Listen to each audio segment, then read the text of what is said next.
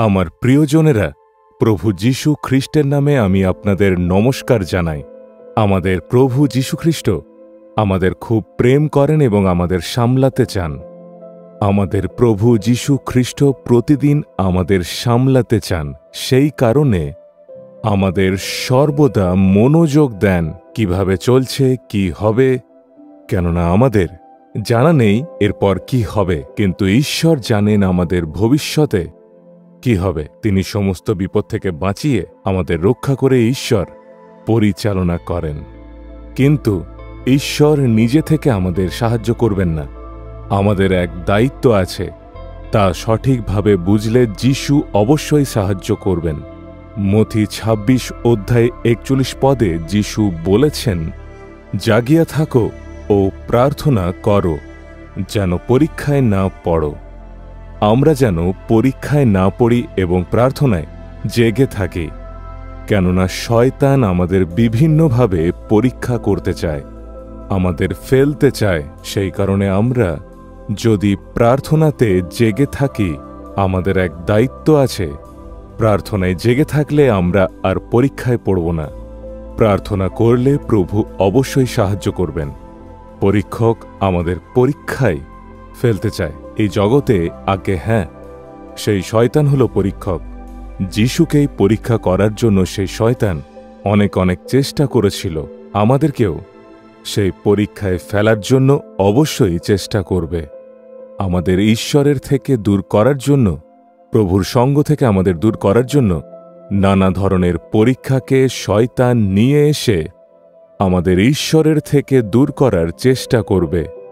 শয়তান খুব চালাকির সাথে কাজ করে, বাইরে আমরা সেটা বুঝতে পারি না।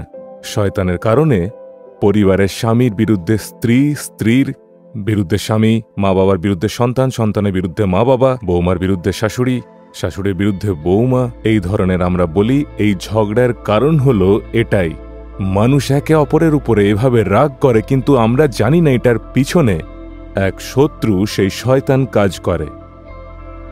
এই সমস্ত সমস্যার ভূমিকা হিসাবে শয়তান আছে। বাক্য আমাদের বলে সে লুকিয়ে লুকিয়ে পিছনে থেকে সমস্ত কাজের উস্কানি দিয়ে কাজ করায়। সে পরীক্ষা নেওয়া শয়তান। আজ কি পরীক্ষা নিয়ে আসবে আপনি জানেন না।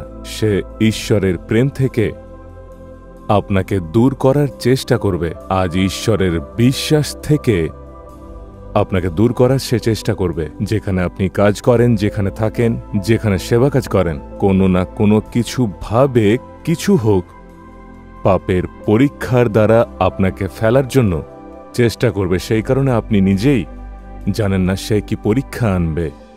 আমি প্রতিদিন প্রভুর চরণের কাছে যখনই আমি আসি, যখনই আমি প্রার্থনা করি, 1 ঘন্টা ঈশ্বরের চরণে আসি এবং প্রার্থনা করি, বাইবেল অধ্যয়ন করি, আর তারপরে আমি ঈশ্বরের কাছে বিনতি করি, হে প্রভু, আজ আমাকে শয়তানের নিয়ে আসা পরীক্ষা থেকে তুমি আমাকে বাঁচাও। আমি জানি না কোন কার্যক্ষেত্রে কি ধরনের পরীক্ষাকে শয়তান নিয়ে আসতে চায়, আমি জানি না।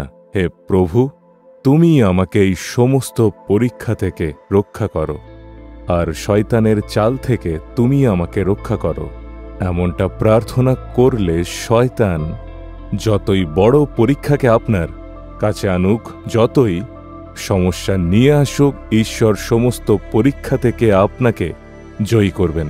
কিছুজন সর্বদাই শুয়েই থাকে, আপনারা দেখবেন তারা কত অলস। আমাদের ভোরে উঠতে হবে, বিছানায় পড়ে থাকলে চলবে না। ডাক্তাররা বলেন সুস্বাস্থ্যের জন্য 6 ঘন্টা ঘুমানো অনিবার্য, তার থেকে বেশি কোনো প্রয়োজন নেই। ছোট বাচ্চা হলে তারা হয়তো একটু বেশি ঘুমোবে, কিন্তু আমাদের উঠে প্রভুর চরণে আসতে হবে।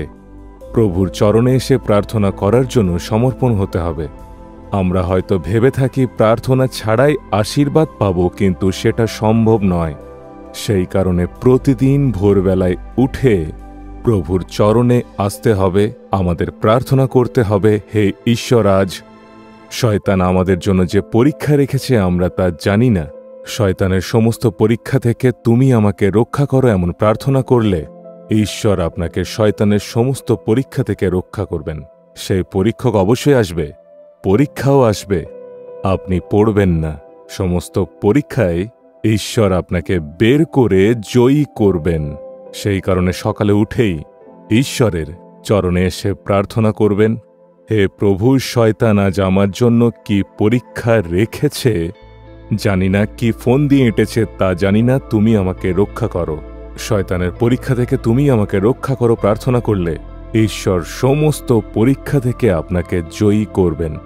হে ঈশ্বর, আজ প্রার্থনা করতে এবং শয়তানের পরীক্ষায় জয়ী করতে আর শয়তানের সমস্ত ফোন দিতে তুমি আমাদের জয়ী করো। স্তুতি হোক, স্তুতি হোক। যিশুর নামে আমেন, আমেন।